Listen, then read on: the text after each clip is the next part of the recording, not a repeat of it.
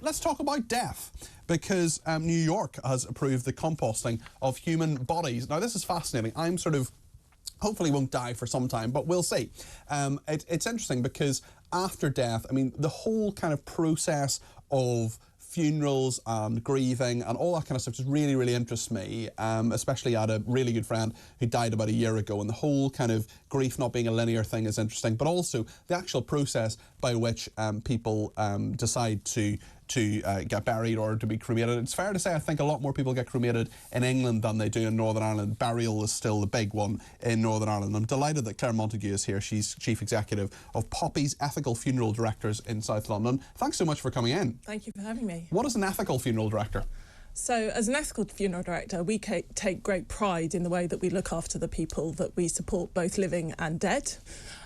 We are very conscious of our impact on the environment, and we also pride ourselves on giving our clients choice and flexibility. We don't rip them off, and we help them have and plan a funeral that is meaningful for them in whatever that way that looks like. So talking about meaningful funerals, I mean, you can't do this, you can't compost your body in the UK at the moment. You can do it in 6 American states, and New York is the most recent one. What does that actually involve, composting your body? Because I've seen people in sort of wicker coffins, for example. I've seen people who have done things in different ways. Actually came across someone once who didn't, it wasn't even driven in a car. There was a cyclist who had their wicker coffin on the back, and it was sort of biodegradable and so on.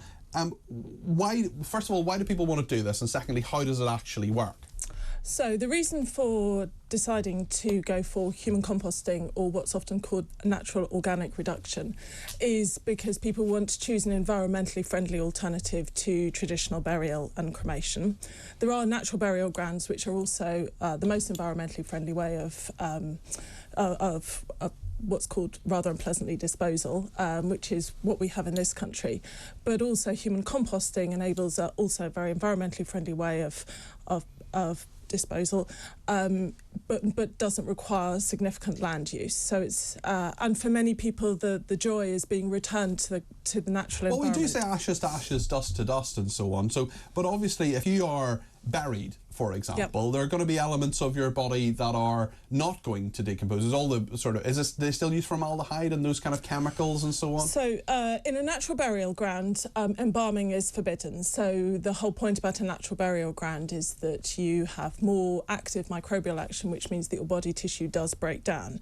And so it is, and then there is no plastic, and there is no embalming, and the coffin is biodegradable. So then it creates a sort of nutrient-rich environment where you can have sort of wildflowers and trees. And surely there are chemicals in your body, though, that shouldn't be returned to the earth. No, we are organic matter. We're solely organic matter, and it is a very natural process, dying. What about things like fillings? There are, you know, if you've had a hip replacement or a plate, maybe somewhere. Someone earlier suggested silicone implants, for example, would not presumably be biodegradable. No. I can confirm I have not had silicone implants. That's good to hear. No, those are not biodegradable, but that at the moment that happens in cremation as well. So things like metal hips from hip replacement surgery are retrieved after someone's been cremated, and those are sent to a central plant in Netherlands for recycling. So it would be the same for natural organic reduction, where you would remove fillings and implants and that kind of thing, and put those materials for recycling. But everything else, our bodies are organic matter, and we decompose naturally through microbial action, and that's what... How many people have actually done this, have chosen this? How popular is it in these 6 states? So I think so far, Recompose, which is based in Seattle, has composted about 200 people so far.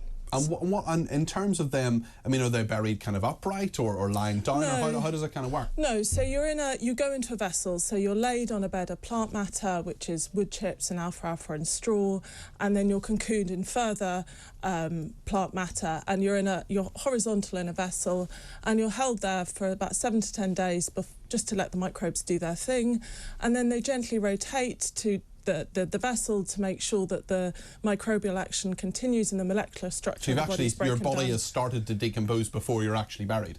Yeah. And so you're in the vessel for about sort of 30 to 45 days, depending on how long it takes for your body to break down. And then the soil that is created is then put into a curing bin for another 2 to 3 weeks, again to aerate the soil. and at the end of it you have a beautiful nutrient-rich topsoil. So it's actually a long time before you're not actually buried then. You're not actually put into the earth. No. You just have this. You're made into soil. You're made into soil. That's wow. right. And what do you do with the soil then? Can you plant a tree or something? Yeah, or what would you do? absolutely. Right. So the process creates about a cubic yard of soil, which is a lot of soil. And Recompose over in Seattle have a partnership with a forest in upstate Washington, and they use much of that soil to regenerate a forest floor. But also families can take that soil, it fills a pickup truck, so it's a significant amount, and use that to create a garden or plant flowers, plant trees and so on.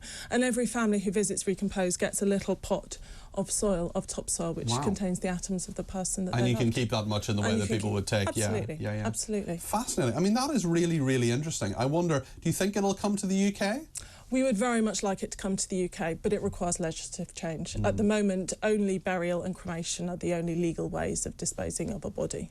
And in terms of the actual, presumably the body would be cut actually to remove those implants and plates and fillings and so on, or what happens there? No, the body breaks down and decomposes, and then... So they would sort of be taken out? So, yeah, and then when the person is taken out, the hip or the fillings would remain, so they could be easily picked out of the soil. You know a lot about this, and you know a lot about death, and you know a lot about, you've dealt with a lot of grieving people.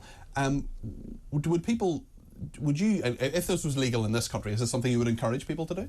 Absolutely. I mean, I would love to do it for myself. Hopefully I'm not going to die anytime soon, and hopefully by the time I do, it will be legal in this country. I hope you die in your sleep at the age of 105. Thank you. But absolutely, this is something I would love to do. It has an environmentally low footprint, and I love the idea of being returned to the soil. I quite like the idea of it as well, actually, because I've often thought when I've been at funerals and stuff and I've seen coffins going in, I mean, they presumably take a long time to decompose. Yeah. It slightly depends on the materials you use for the coffin. So there are some coffins that are more environmentally friendly than others, so those with natural fibres or wood or wool or cardboard, for example, that biodegrade, obviously much better than anything that's got plastic or plastic handles, and that will take a long time to degrade. But yes, there's a very, very environmentally friendly way of saying goodbye and being returned to the earth as nature. Yeah, okay. Well, listen, that's brilliant. That's really, really interesting, Clare. And I wonder whether that will at some stage be legal in the UK. We will see what happens. But thank you so much for coming in. And I like the idea of your ethical funeral directors. That's Clare Montagu there, who's the Chief Executive of Poppy's Ethical Funeral Directors in South London. Very big thanks to her. Fascinating thing. I said earlier on that Chris in Belfast, who was calling us about same-sex marriage, that I would bring him back into the conversation. Didn't quite have time to do that just before the end of that conversation, but Chris was listening. And Chris, you're with us now again. Thank you for taking another call from us. What did you make of what you heard there?